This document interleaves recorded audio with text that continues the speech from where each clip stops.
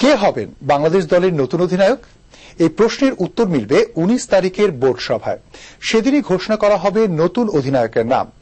আর এই মাসেই ভারতের ভেঙ্কটেশ প্রসাদ বা নিউজিল্যান্ডের জার্গেনের মধ্য থেকে নতুন বোলিং কোচ নিয়োগ দেবে বিসিবি। রিপোর্ট বর্ষণ কবিরের।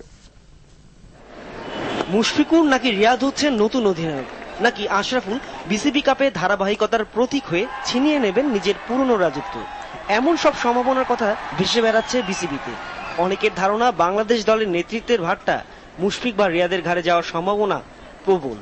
যাকেই দায়িত্বটা দেয়া হোক না কেন, ওয়েস্ট ইন্ডিজ ও পাকিস্তানের বিপক্ষে ডিসেম্বরের সিরিজ পর্যন্ত তাকে মনোনয়ন দিচ্ছে বিসিবি।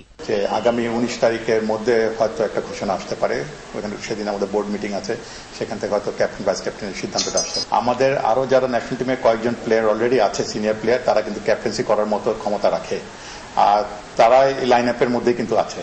তো তাদের মধ্যে থেকে হয়তো একজনকে বেছে নেওয়া হবে। দরকার হলে টেস্ট ও ওয়ানডের জন্য অদূর ভবিষ্যতে আলাদা অধিনায়ক নির্বাচন করবে বিসিবি।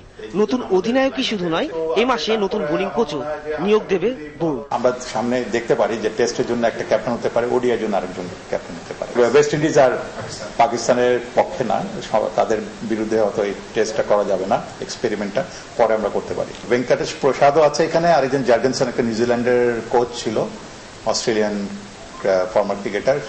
এই দুজন আমাদের লাইন আপে আছে। আর সতীর্থর কাছে এগিয়ে থাকছেন মুশফিক। ওর আন্ডারে আপনার কাপে খেলেছি আমরা, আর কোন আন্ডার 19 টিমে কাপে খেলতে পারে নাই।